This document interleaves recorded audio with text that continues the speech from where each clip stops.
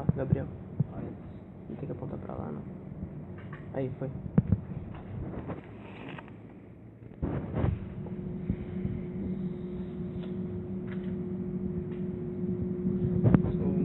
Good morning, everyone, ladies and gentlemen. My name is Gabriel Lolabella. I'm here to present a paper named The Brazilian Federalization of Public Security that was developed with some researchers from Brazil, Dr. Carlos Bolonha, Henrique Rangel, and Estela Araújo. This whole paper was developed in the Laboratório de Estudos Teóricos e Analíticos do Comportamento das Instituições, namely LETACI, in the Federal University of Rio de Janeiro, and we have some financial help from CNPq, FAPERJ, and CAPES. Well, today I'm here to approach you guys the public security in Brazil. There are some remarks I would like to do for you to understand how does it work, who is responsible for what, and to start talking about the process of federalization. In Brazil, the Constitution says that its responsibility of the public security is the responsibility of the states. So the federal executive has no responsibility over public security. But what we have is a very difficult reality. It's very contrasting for us. We have like a huge economy, but high crime rate and great difficulty in to deal with public security, even having some zones that we have paramilitary action in the middle of the city, such as Rio de Janeiro. So the reality nowadays is in huge crisis using the military to guarantee public safety. So the problem here is the informal way to change the administration public security policies and how the public opinion is impacting on that. We are pointing out that the public security is going over a process of federalization, but this process is a political one. So it's not on the legislative, and there's not any deliberation about that. The constitutional change that we are pointing out is a political one. The object here is the relation among federal and state authorities. As I said, the public security the responsibility for public security in Brazil is the state one. So the governor is the direct responsible, and the president has no responsibility. But we have a system of urgency going on.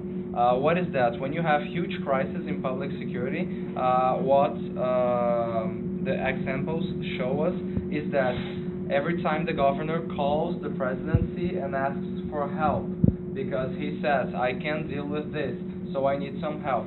And this federalization process is a political one, as I will point out in this paper. So we are talking about executive's governability and popularity. The federal executive and the state executive too. So my hypothesis in this paper is that Brazilian federalization is a political process guided by the federal executive power and conveniently followed by state executive. The methodology here, temporarily, it starts in 2003. I will explain why. In 2003, we have a huge fact in Brazil that was the disarmament statute. It was the first time the Congress deliberated over the citizens' right to possess a gun. Today in Brazil, since 2003, if you are a civil, you can't hold a gun in the street. But this deliberation was in the Congress, Federal Congress, and the responsibility for public security goes over the state's executive. So the conservative parties went over the Supreme Court and asked them if that was okay. The Brazilian Supreme Court said that, quote, the federation, not the states, can legislate over proeminent general interest matters. That, in parallel with the Supreme Court from here, is very different because here, when the Congress deliberates over something that is state's responsibility, the Supreme Court has already said that has no value. So this is a very important thing to think about in this research, because it was the first time public security was taken to the federal level. Especially, we are analyzing Brazilian territory, but with a special appreciation of the relationship between federal and state authority. And materially, what we used for this research was even legal resources such as the Constitution and ordinary laws, and also political resources such as pronouncements of governor officials.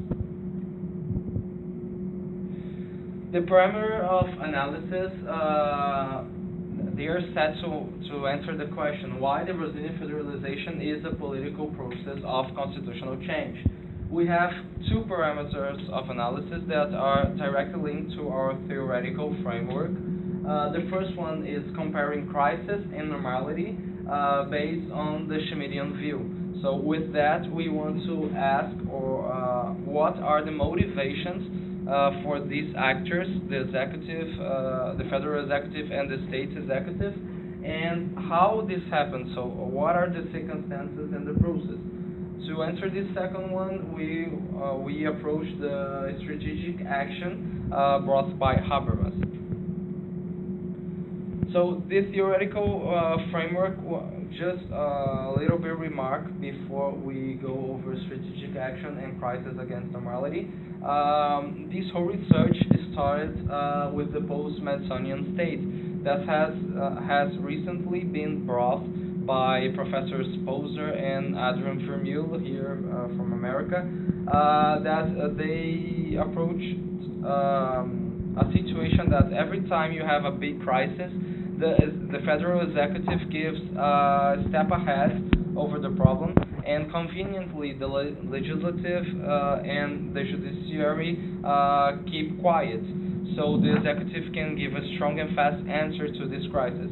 After the crisis is resolved, the executive branch gives a step back and goes again into the normality of the branch's equality.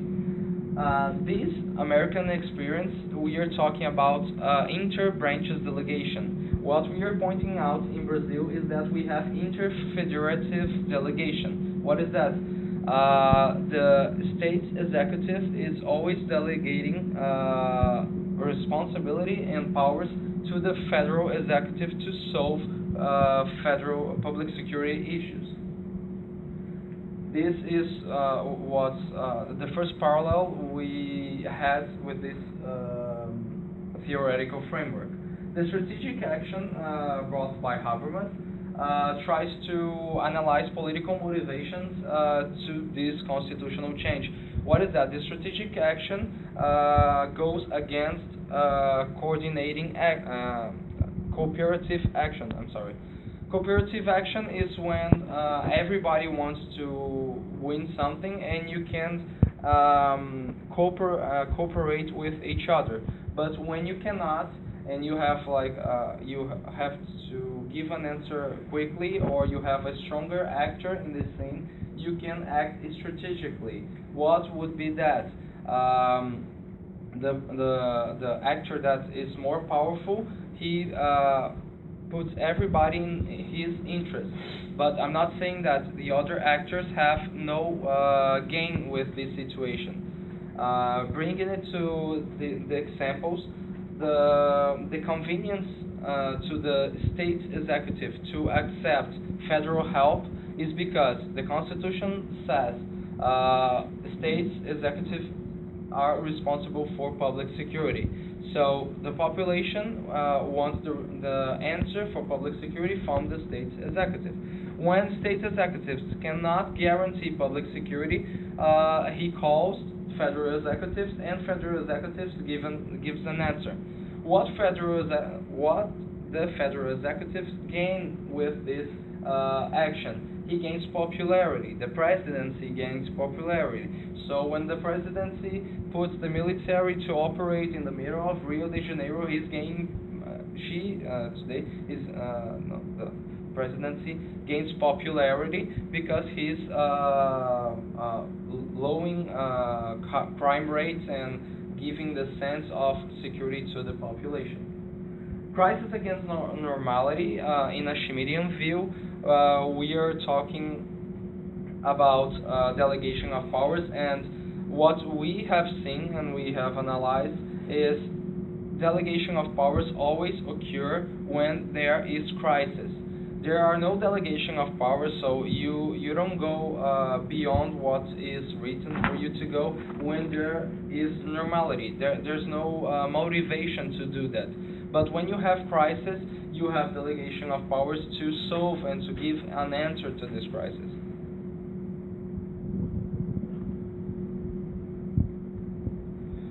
So the objective here is to answer military use on public security issues. Is it random or political isolated? I'm gonna answer no. It's neither random nor political isolated. I have two examples for you to illustrate this. We have Bahia. Bahia is a state, Brazilian state. Police strike.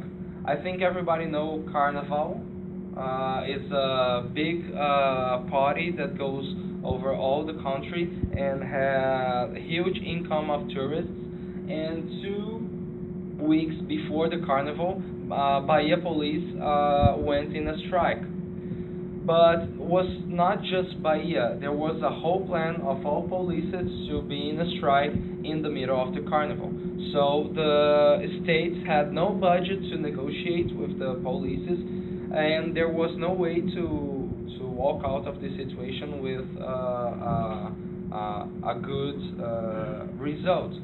What did Bahia governors did? He went and called the presidency and asked for help. The military took over the state and guaranteed public security within 2 weeks before and the carnival. Rio de Janeiro and the whole favela situation. Rio de Janeiro has some zones that they are controlled by paramilitary groups, and there are almost no state in these areas. What happened? The Olympic Games are approaching, the World Cup were approaching, and you had the visit of the Pope, the Rio +20, and a whole bunch of international events. It was the state was very interested in having income of tourists and having a good international exposure. So the state's governor called the presidency, and the presidency gave the military to take over the favelas. So these two examples show us that there is no they are just political. They're just political. I'm sorry. They are conveniently transpassing the constitution with political agreements. Agreements was the word I was missing. So my final considerations are: in both cases, policy making authority transparency or the delegation of powers, there are critical circumstances and strategic motivations leading to the process of federalization. In the two cases put into question and remembering of the parameters we set in the methodological criteria that were delegation of powers in a Schmittian view in crisis and Habermasian strategic action, we could observe them in both cases. So we think the answer to the hypothesis raised is that we can confirm it. So Brazil has a process of federalization, and this process of federalization of public security is qualified as a political one, and it's the first time we are pointing out this in a so clarifying way, I think. I'm open to questions and contributions to the research. Thank you very much.